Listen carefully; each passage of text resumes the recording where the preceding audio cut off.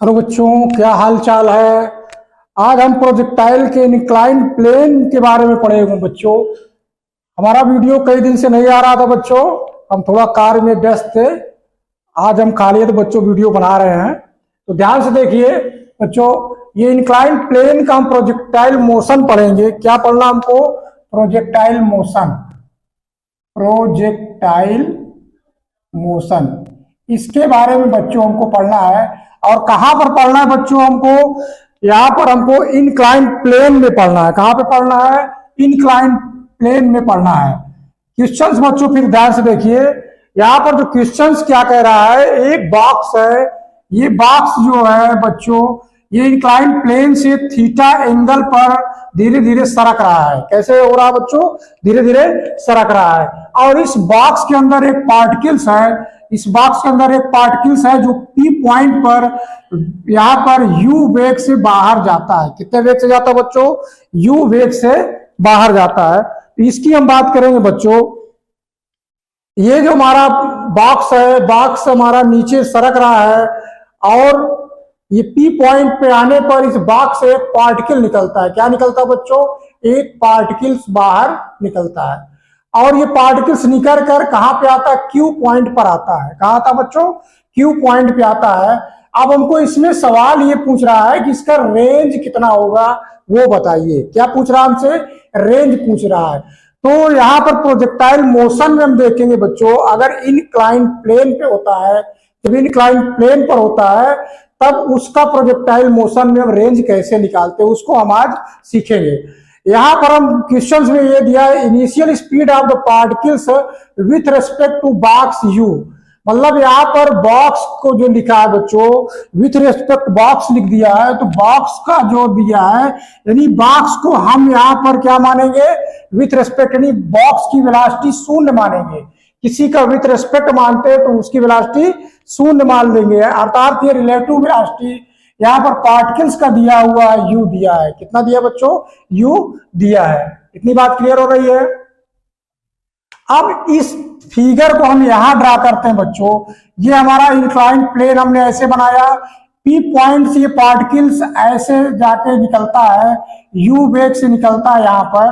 तो ये रेंज हमको यहां तक का रेंज पूछ रहा है। क्या पूछ रहा है बच्चों? रेंज के बारे में पूछ रहा, रेंज कितना हो जाएगा। अब इस तरह के सवालों में हम क्या करेंगे बच्चों, ये भी सरक रहा है और इसमें पार्टिकल्स भी बाहर निकल रहा है, तो यानी ऐसे जो है उसका बन रहा है प्रोजेक्टाइल मोशन का, ऐसे बन रहा है। तो यहां से जो पार्टिकल्स निकला यू वेलोसिटी से निकला बच्चों, तब जब हम बनाएंगे इसको तो इसके हम देखेंगे यहां पर यू साइन थीटा हो जाएगा और इधर हम एंगल जो बनाएंगे ये हमारा कितना हो जाएगा बच्चों? यू कास थीटा हो जाएगा। इतना एंगल क्लियर हुआ बच्चों। और ये थीटा ना रह के क्या कहता है कि एल्फा कोण से निकले। यहाँ पर एल्फा कोण है, इसको हम एल्फा कोण से निकले, यानी एल्फा एंगल से ये जो है पार्टिकल्स बाहर निकलता है, उस बॉक्स के अंदर से बाहर निकलता है। इतनी बात समझ में आ रही बच्चों? अब हम सवाल की बात करते हैं। Take the x axis along the inclined plane.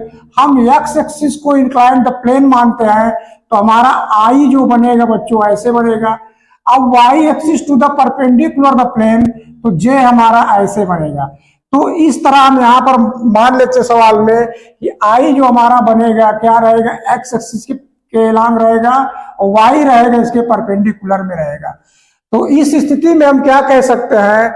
Acceleration of the particles जो हमारा होगा, एक्सेलरेशन जो हमारा होगा, देखिए एक एक्सेलरेशन हमारा नीचे की ओर कार्य करेगा क्योंकि बॉक्स सरक रहा है, तो जी साइन थीटा, और एक इस तरह रहेगा इस थीटा इंक्लाइन की वजह से जी कॉस थीटा। इतनी बात समझ में आ रही बच्चों?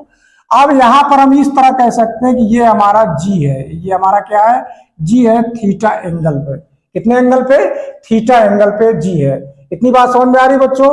अब जो है हम इसमें लिखेंगे acceleration of the particle. Acceleration of particles जब हम लिखेंगे केवल इस पार्टिकल्स का एक्सेलरेशन लिखेंगे, तो बच्चों इसको एज्यूम करना है कि बॉक्स भी सरक रहा है और इसमें पार्टिकल्स भी निकल रहा है। तो जब एक्सेलरेशन जो होगा यानी जी साइन आई, मतलब एक्स के कंपोनेंट में प्लस जी कॉस थीटा जे के कंपोनेंट में दोनों जुड़ जाएगा, यानी एक्सेलरेशन ऑफ द पार्टिकल्स इतना हो जाएगा, और बॉक्स का एक्सेलरेशन निकालेंगे तो जी साइन थीटा आई हो जाएगा। बॉक्स को हम देखेंगे तो बॉक्स ऐसे सरक रहा है तो केवल इधर रहेगा, लेकिन पार्टिकल्स जब ये प्रोजेक्ट करेगा, प्रोजेक्टाइल मोशन में जाएगा, यानी वाई में भी जाएगा और एक्स में भी जाएगा, तो वाई में भी, एक्स में भी गया और वाई में भी गया, तो एक्सेलरेशन ऑफ द पार्टिकल्स का जो एक्सेलरेशन होगा जी साइन थीटा आई और जी कॉस थीटा जे। ये जो हम कॉन्सेप्ट बता रहे हैं बच्चों, उसको ध्यान से समझिएगा। जो प्रोजेक्टाइल मोशन होगा, जो प्रोजेक्टाइल में होगा, तो आई में भी जाएगा और जे में जाएगा, लेकिन बॉक्स हमारा इंक्लाइंड प्लेन में, बॉक्स हमारा इंक्लाइंड प्लेन में यहाँ पे सरक रहा है, तो इसको हम क्या लिख सकते हैं बच्चों, इसको लिखेंगे जी साइन थीटा। क्या लिखेंगे बच्चों, जी साइन थीटा। तो बॉक्स कितने सरक रहा है, जी साइन थीटा। इतनी बात क्लियर हो गई बच्चों। अब यहां पर हम ये देखेंगे इस एक्सेलरेशन का पार्टिकल विथ रिस्पेक्ट बॉक्स का निकाल लें, तो हम यहां पर लिख देते हैं बच्चों acceleration of particle with respect to, किससे निकाल लेते हैं, बॉक्स। जब इससे हम विथ रिस्पेक्ट बॉक्स से निकालेंगे तो विथ रिस्पेक्ट करेंगे, यानी बॉक्स के एक्सेलरेशन, इसके एक्सेलरेशन से बॉक्स को हम घटा देते हैं, तब यहां पर क्या प्राप्त हो जाएगा बच्चों, जी साइन थीटा आई प्लस जी कॉस थीटा जे और माइनस जी साइन थीटा आई। इतनी बात समझ में आ रही बच्चों। इस कॉन्सेप्ट को फिर से क्लियर करिए बच्चों। यहां पर हम देखते हैं कि पार्टिकल का एक्सेलरेशन है और ये माइनस जी, यानी पार्टिकल का एक्सेलरेशन तो इधर भाग रहा था, लेकिन जी माइनस इधर है, तो उतना हमने एक्सेलरेशन को घटा दिया, तो ये पूरा कट जाएगा बच्चों। तो कितना आ जाएगा हमारा, लिखा जाएगा जी कॉस थीटा जे। ये हमारा हो जाएगा acceleration of the particles with respect box, यानी बॉक्स को हम एज्यूम करेंगे कि स्टडी हो गया, विथ रिस्पेक्ट हम जिसको मानते हैं, जिसको हम लोग रिलेटिव वेलोसिटी देखते हैं, उसी तरह यहाँ पर रिलेटिव एक्सेलरेशन जब की बात करेंगे तब ये बॉक्स से पार्टिकल्स का निकलेगा जी कॉस थीटा जे। जे का क्या कह रहा है कि जे हमारा क्या है, y axis perpendicular the plane. क्या है ये, वाई एक्सिस का परपेंडिकुलर द प्लेन। अब हमको रेंज पूछ रहा है, क्या पूछ रहा है, रेंज। तो बच्चों रेंज का जो हम फार्मूला जानते हैं, u square sine square theta upon g, ये हमारा रेंज का फार्मूला है। इतनी बात क्लियर हो रही है। अब यहां पर बच्चों हम ये देखेंगे कि ये अगर इंक्लाइंड प्लेन में है तो जो परिवर्तन होगा केवल चेंज होगा, चेंज जी वैल्यू, यानी चेंज किसका होगा, जी की वैल्यू चेंज हो जाएगी। अगर इंक्लाइंड प्लेन पर है तो जी की वैल्यू कितनी हो जाएगी, लिखा जाएगा जी कॉस थीटा। कितना लिखा जाएगा, जी कॉस थीटा।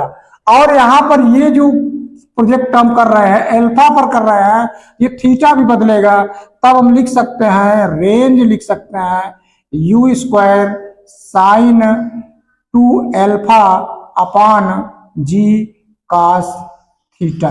बच्चों ये बात समझ में आ रही होगी इंक्लाइंड प्लेन में हम कैसे निकालेंगे रेंज, इतनी बात क्लियर हो रही है बच्चों। ध्यान से देखें, फिर से हम इसको दोहरा रहे हैं क्वेश्चंस को।